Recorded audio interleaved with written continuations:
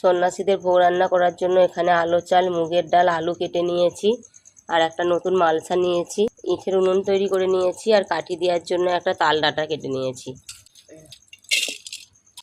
গোবিন্দভোগ চাল, মুগের ডাল আর আলু খুব ভালো করে ধুয়ে নিয়ে মালসার মধ্যে দিয়ে দিলাম।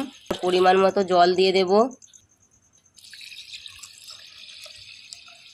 আর জলটা যা দেব একবারে দিয়ে দেব। ফুটে আসার সময় বারবার এইভাবে কাঠি দিয়ে নেব যাতে মালসার নিচে লেগে না যায়। ভোগ মালসা ফুটে গেছে, সিন্ধুক নুন দিয়ে দেব।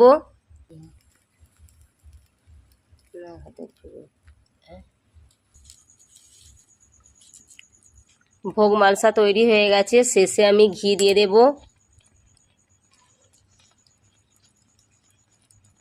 ঘি দেওয়ার পর একটু কাঠি দিয়ে দেব। ভোগ মালসা তৈরি হয়ে গেছে, ঘি দেওয়ার পর নামিয়ে নেব।